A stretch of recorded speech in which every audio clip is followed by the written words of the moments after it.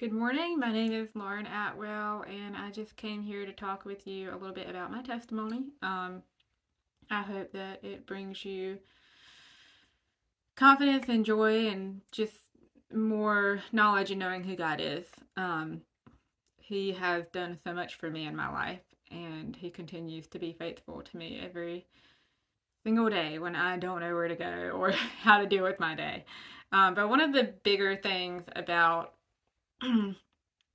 my testimony or the way God has worked in my life is when I was a child I got diagnosed with sensorineural hearing loss, and it's something I still obviously deal with today. I wear hearing aids in both of my ears, but I did not get diagnosed with that until I was 9 years old. It was something my parents knew all along. There was something off. They were trying to figure it out, and then finally they sent me to an ear, nose, and throat specialist after multiple tests of telling me my hearing was normal. They finally got an answer when I was 9 years old. So going back to that time, I became a believer when I was 9 years old at Vacation Bible School. I grew up in a Christian family. My parents loved the Lord. My grandparents loved the Lord. And, Jesus has always been kind of the center of our family's life, and my parents have tried the best they can to raise me in the way that they felt the Lord was calling them to, and I thank them very much for that. One of the things that I've had to face personally is my hearing loss, and it has always been a very difficult thing to talk about, and I think it's because I know there's not many people out there that can relate to me. I only know maybe one person that has something somewhat similar, not even the exact same thing as me, around here locally. And even back home growing up, I didn't know anybody that had the same thing as me. So it was really difficult growing up. With that being said, to be able to be vulnerable about it, because nobody knew exactly what it was like.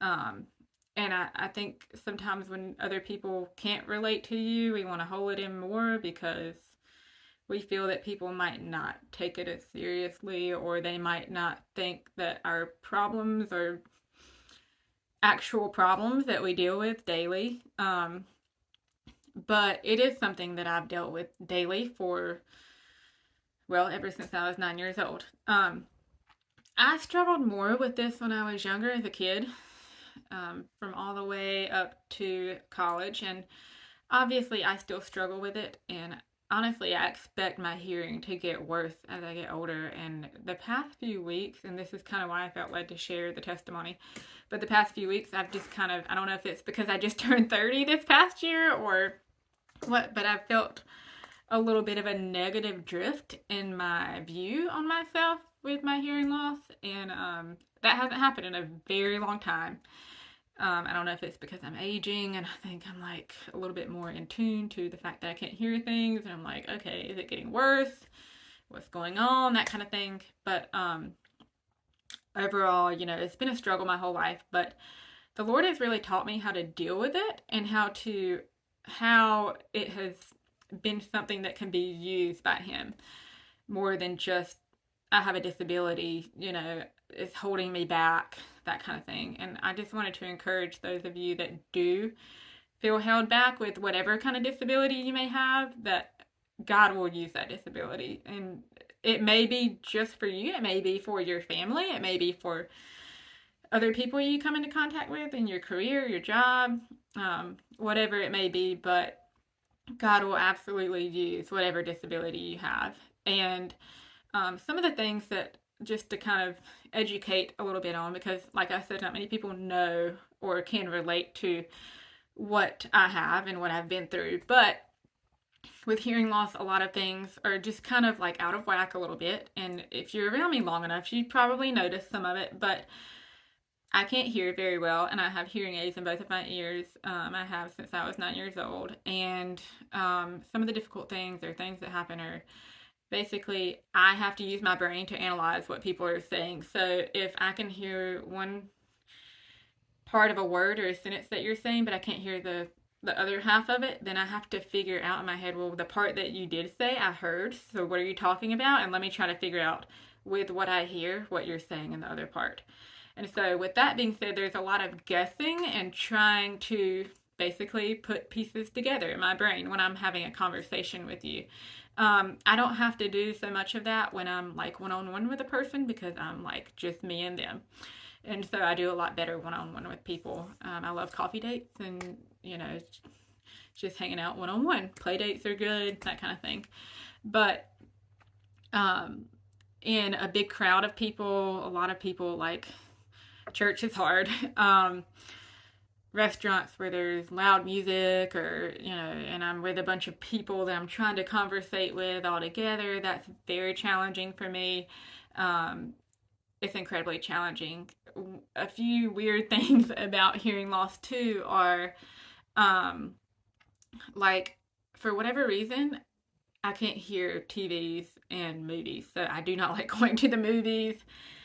The TV, I always have closed captioning on, but even without it, like, even if they are talking right at me, I can barely hear what they're saying. Same thing for music. So I cannot hear a lick of what people are saying in music. So I have to literally get online and look up lyrics to something. I mean, I might can pick up a few words, like the main parts of songs, but I have to get online and literally research lyrics, and I probably should because with the music that's out there today, I don't want to be caught listening to something that is outrageously vulgar in front of my kids or, in a bad place, bad time kind of thing. So that's another little random thing.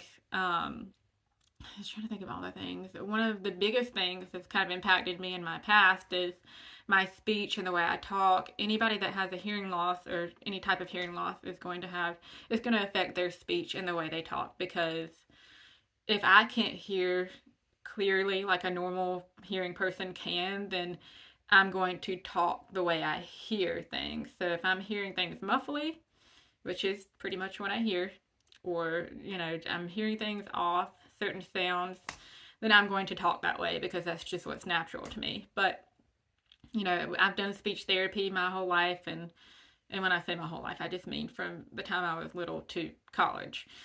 And so I've worked on those things.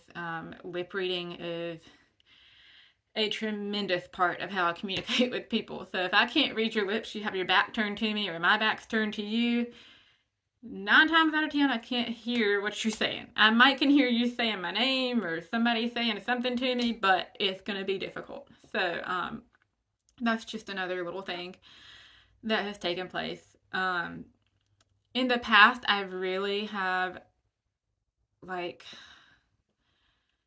made myself believe that this disability that I have is holding me back from things. It means that, people look at me differently, and they did in high school and middle school and those really difficult ages that it is hard to be a teenager, But as I've gotten older, it's been clear to me that, like, it doesn't hold me back at all, and that the Lord can use anything that I go through, whether it's my hearing loss or something completely different from that. He can use that for His good and for others to see His goodness. And that's really what's most important. But I would say throughout my whole life, the 30 years that I've lived, each year I grow a little bit more in my faith because of my disability. And it's amazing to look back at the confidence that I had at one time. I would be afraid to talk to people, afraid to, I was the shy person. I was the one that didn't want to speak with anybody. I was afraid of what people thought about me and that type of thing. But, as time has gone on, the Lord has provided opportunity after opportunity for me to grow from what I've been through and what I'm going through. And it's not a hindrance any longer. One of the verses that I did want to read was one of my favorite verses, and it doesn't just apply to my hearing loss, but it applies to everything, that we go through. But 2 Corinthians, I just lost my spot here. 2 Corinthians 12:9 says, each time he said, my grace is all you need. My power works best in weaknesses. So now I can gladly boast about my weaknesses so that the power of Christ can work through me. That's why I take pleasure in my weaknesses and in the insults, hardships, persecutions, and troubles that I suffered for Christ. For when I'm weak, then I am strong. That has always been one of my favorite verses because it just reminds me so much of the fact that the hard times, the difficult things,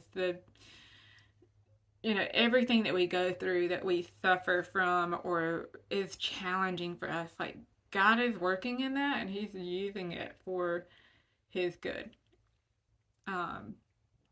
So whatever you feel weak in today or you feel like you're struggling with, the Lord is there and He is lifting you up in that moment as you're feeling that stronghold and that difficulty, and He's pulling you out of it. It's not easy and it is very challenging, and every day with a hearing loss, when I wake up, I'm grateful that I can actually hear with my ears.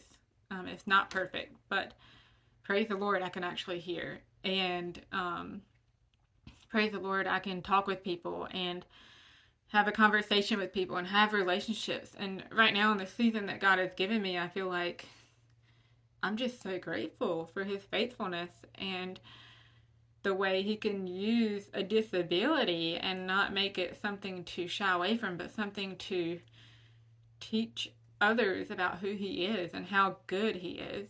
And right now in our small group, we're talking about suffering in Philippians, and that's a hard book to get through because it is about suffering. And there's so many different types of suffering that people go through, but this is mine, and I just wanted to say, like, sometimes we don't understand why God gives us suffering, and it can be the worst possible thing on the planet. But the big question is always why? Like, why is this happening to me? Why is this happening to the person I love the most? Why am I the one chosen for this? And that's always difficult to wrap your mind around. No matter what, no matter how much faith we have in God, there's always that little tugging. Why? And we don't always get to know why. We are not all-knowing, and I think God holds that back sometimes because He wants to remind us who He is. But after thinking about that little section that we were reading in our small group last night, I just, it just made me realize, like, our struggles that we have, no matter what they are, like, in my case, it's an opportunity to showcase how good our God is. And even though we don't get to know, we don't get to have the power in knowing why or what happens next or what good may even come out of it. We may not even get to know the good. Maybe it's something we can't see, but the Lord is going to be showcased with the outcome of our suffering in one way or another. And sometimes we just have to trust in that. On the bad days that we're struggling, on the good days that we have, no matter what. But I just wanted you to know that whatever you're suffering with today, that the Lord is good and He is going to use it in one way or another. And I just pray that you begin to see that no matter where you're at in your suffering. There will be bad days, there will be good days, but just remind yourself to rejoice in the Lord and His goodness, and ask God to show you how He can use whatever it is you're going through to show others who He is. And yeah, so that's all I wanted to say today. Thank you guys.